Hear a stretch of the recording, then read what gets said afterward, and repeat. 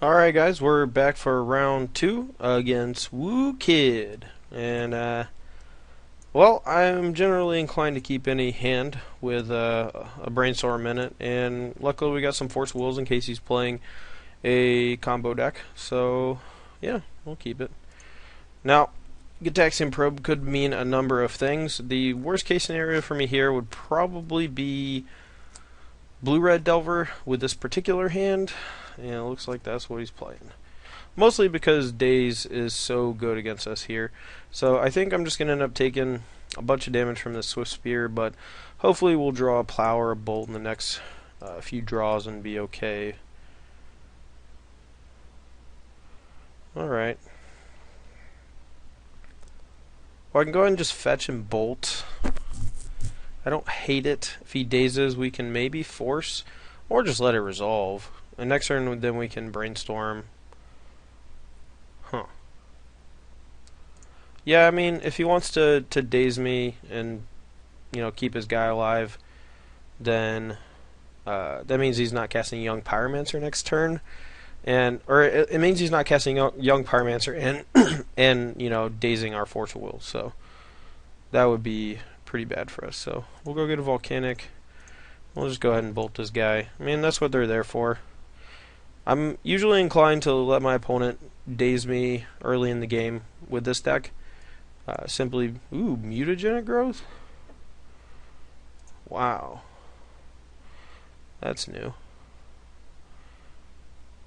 I think I have to force this. Now if he dazes me, then that's fine. He would be able to daze me anyway, but just kind of hoping he doesn't have it.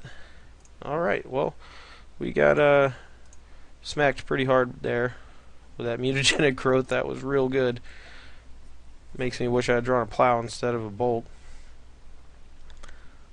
Brainstorm, yep. It's possible that that Force was aggressive, but you know, like I said, this deck has a lot of 2-for-1 potential with things like Stoneforge Mystic and Jason Mind Sculptor. Even True Name Nemesis is a virtual, you know, 2 or 3-for-1 against a lot of these decks. So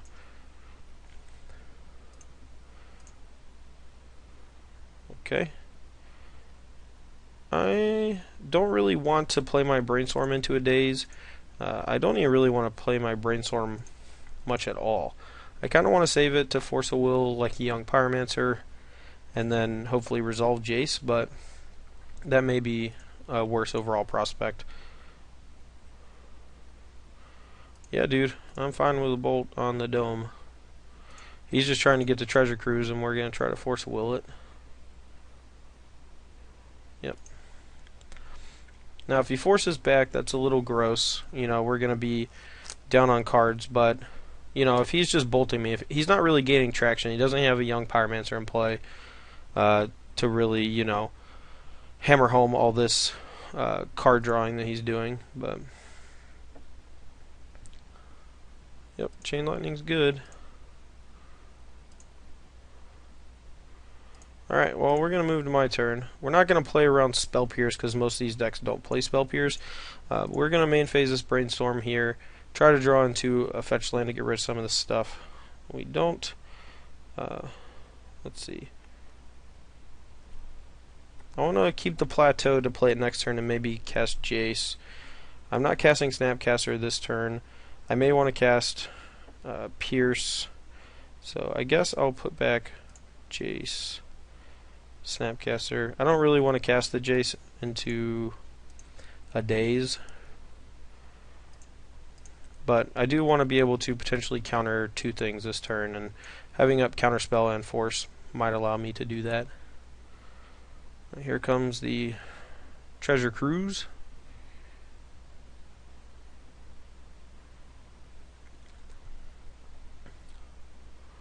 Yep, well, we'll go ahead and try to counterspell that. We might get dazed. We did not. That's good.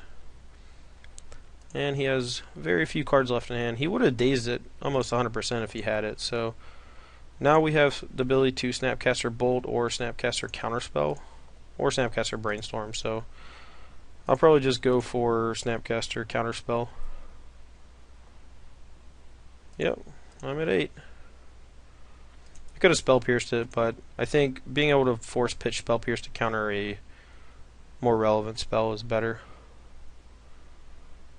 Yep.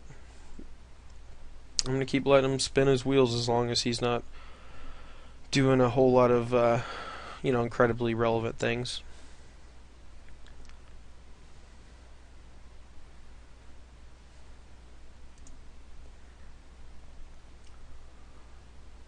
Now we are getting a little low on life.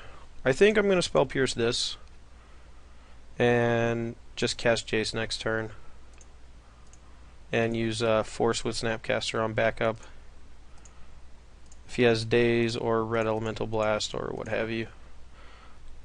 I think I'm going to +2. He's already, actually, I might just brainstorm. He's played 1, 2, 3, 4 cards. Or 4 burn spells. That means he's only probably got like 2 left. But I guess it might be better to play around it regardless, but I'm going to brainstorm. Alright, we'll put back 2 lands. Now we can at least play around Daze with our Force of Will. If he has another burn spell to kill the Jace, I'm not sure what I'm going to do. I don't really want to counter it, but luckily that's not a problem. Alright, well he's fetching. Probably gonna cast another Treasure Cruise here, and we're just gonna force it.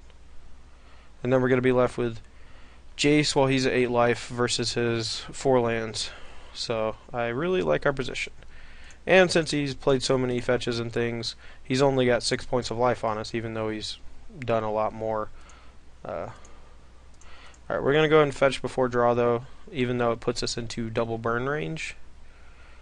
See, we have 2 white, 2 red, 3 blue. We'll just get another Tundra. We could start +2ing, but I want to try to find a Stoneforge Mystic, and we did.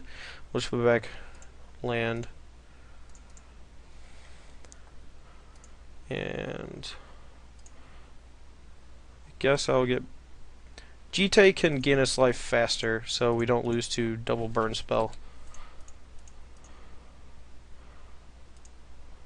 Alright, well, I think the only way we can lose now is if he just hits like runner, but yeah, looks like we got there. So let's go into sideboarding. And I think this matchup in particular is one of the reasons why I think blue-red-white is so well positioned, because blue-red Delver is a very high velocity deck that's good against people who are not really proactive or who don't really have the right tools against you. And this deck has a lot of ways to fight them, in an axis they're not really prepared to attack. Like Core Firewalker, for example, is phenomenal against them. It blocks 2 of their 3 creatures and gains a life every time they try to burn spell you. The fact that they can't kill it means that with Umezawa's Jite, you now have 3 True Name Nemesis and 2 Core Firewalkers that if any of them resolve with a Jite in play, the game is effectively over. Pyroblast comes in just to fight the Treasure Cruise war. I'm not a huge fan of Spell Pierce in this matchup. I feel like it has diminishing returns. You know, your opponent has dazes where you have Spell Pierces, and your deck is just much more mana intensive. Force Will, I think, is fine. Counterspell, I think, is bad. Let's see. Is there any other card I want to cut? Council's Judgment is okay. Vendilion Click's pretty bad, though. We'll cut him. Alright, so we have a bunch of removal now since we added the extra Power Blast and 2 Pyroclasms. We do have Core Firewalkers that are phenomenal against him. And yeah, I think this version of the deck is pretty good. The Force Wills are a little awkward against Red Elemental Blast, but the games are really grindy to the extent that 2-for-1ing myself to make sure that his one major spell doesn't resolve is usually worth it. Like that last game. Yes, it could have been bad if he had the daze, but at the same time, the Force Will was one of the only things that was going to make sure we didn't take an extra like 12 damage from his Monastery Swift Spear, so it's worth having. Force Will is pretty easy to use to play around daze as well, since you don't have to do a whole lot on your early turns against some other than play removal spells. Alright, well this hand is phenomenal. Just great. We do want one more land, I think. Probably a Ponder or Brainstorm, but We have two creatures that are really, really absurd if they interplay, and two removal spells.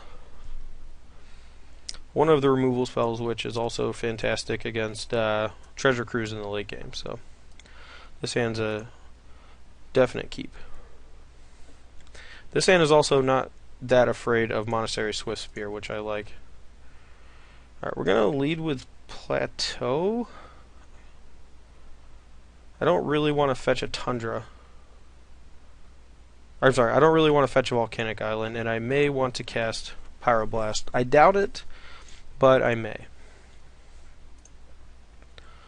Now, if he just plays turn 2 Young Pyromancer, I'll probably untap and then cast Swords on it. Now, I kind of want to just start casting my cards. You know, I have this Dig Through Time and the True Name Nemesis, so even if he counters my core Firewalker, I have so many spells that I can continually cast over the next few turns.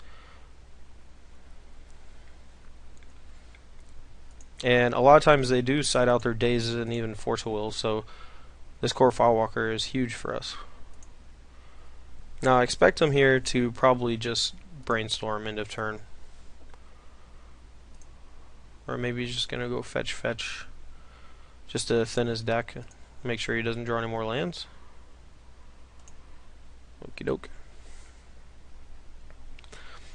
One of the strangest things that Delve does to this format is it makes it so weird to play your cantrip type spells, like your Ponders, your Brainstorms, even just main phasing all of your creatures and stuff, and not really even caring about whether or not they daze you. You know, it used to be that if one of your spells got dazed, that was pretty bad, and it could ultimately result in you losing the game. The way our opponent has played so far, I just have to believe that his hand has Red Elemental Blast, so that means I don't really want my True Name Nemesis to die, but at the same time, I don't mind it that much, because I have the Dig Through Time to delve with. I'm probably not going to use the Scalding Tarn, even though it would help me fill my graveyard. I'd rather save it in case I draw a Brainstorm, but I mean, he 90% has a Reb. There's no way he would keep just like land, do nothing, you know. But we're going to gain a life off of it too, fill our graveyard up a bit. The only argument here is that doing that made it so that now he can potentially resolve a Treasure Cruise, and that can get him back in the game. And if I had thought about that on my turn, I probably would not have left my Pyroblast in my hand. I would have taken a little more time and just played out my turn and just attacked and then passed and then went Pyroblast. Now he's going to be the first one to resolve a big spell. But again, I mean, the power of core Firewalker in this matchup is gigantic. Like, I don't even care about this Swift Spear. I gain a life. He can't block it. He can deal me some damage with it, which is good. But, you know, I still have Swords of Plowshares.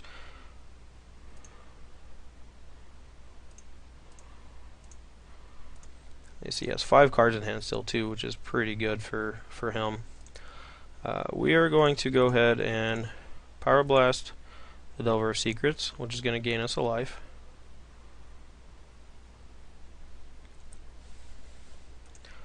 If he wants to force that, I am all about that. And we're at a much higher life total than him, so I'm going to risk the attack here. You know, we want to try to make his life as miserable as possible with our core Firewalker. We want to just keep pressuring his life total and things like that with it. Yeah, I mean, see, he's just like burning a Lightning Bolt to deal us 3 damage. I'm just going to go ahead and auto-yield to my core Firewalker.